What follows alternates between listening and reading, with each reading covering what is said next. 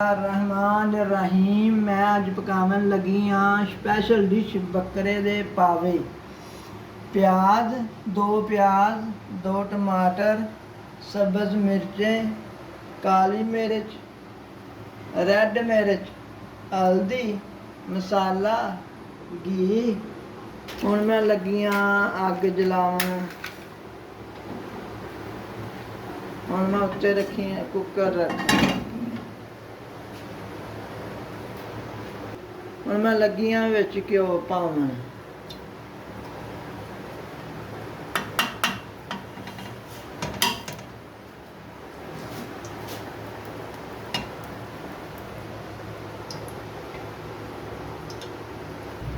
घ्यो हो गया गरम तो हुण मैं प्याज पान लगी हाँ।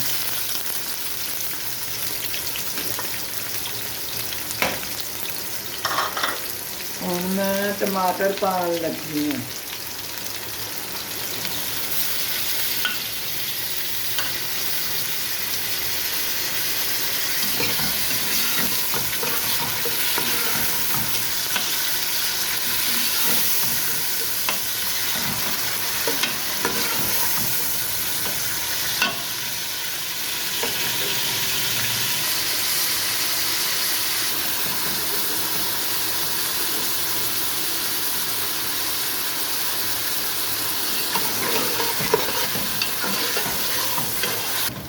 मेरा प्याज ब्राउन हो चुका है।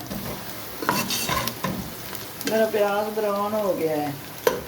और ना बेटे मिर्चा पान लगी हैं।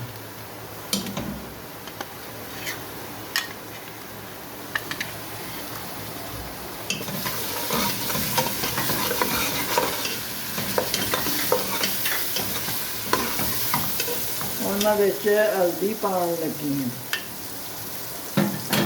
और मैं विच सब्ज मिर्चा पावन लगी हाँ।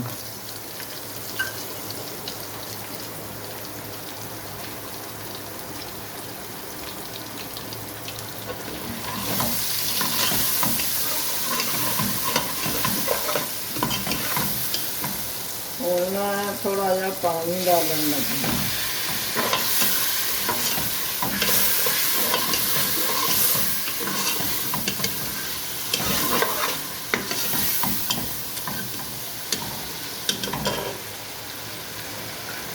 और मैं थोड़िया कालिया मिर्चा पान लगी हाँ।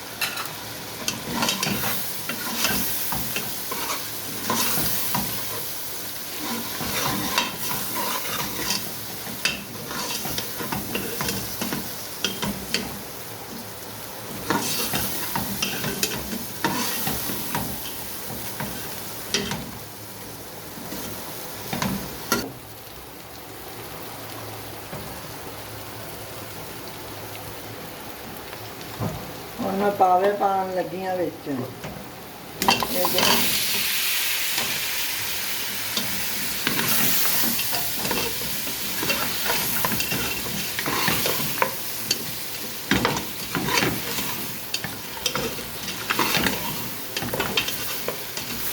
बकरा ईद ते पावे तैयार किए ने तुहाडे वास्ते रेसिपी लैके आई हाँ।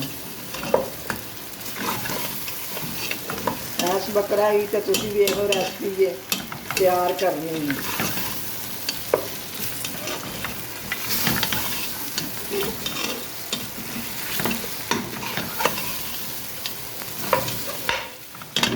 और मेरे पावे भुज गए ने ते हुण मैं पानी पावन लगी हाँ।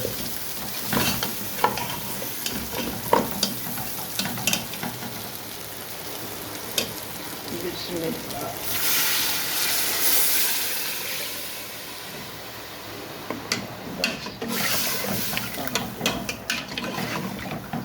और मैं ढक्कन और मैं कुकर बंद कर लगी हाँ। अद्धा घंटा अद्धे घंटे बाद तैयार हो जाएंगे। बन गए ने तो हुण मैं सीटी पावे तैयार हो गए ने। हुण मैं सीटी चुकन लगी हाँ।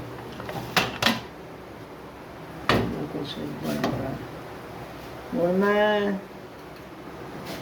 पावे बन गए ने तो हुण मैं मसाला पान लगी हाँ।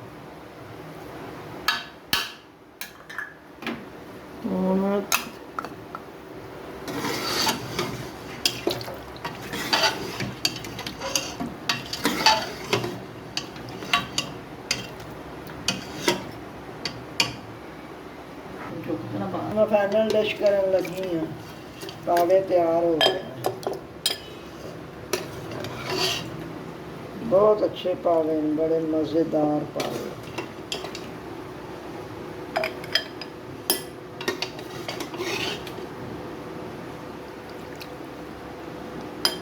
धनिया पावन लगी हाँ।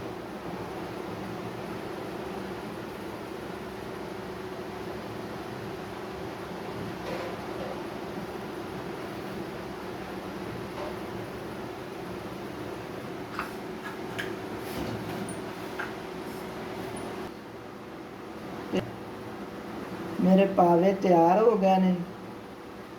ते लाइक करो, ते शेयर करो, ते अपना बहुत सारा ख्याल रखना। ते अल्लाह हाफिज़।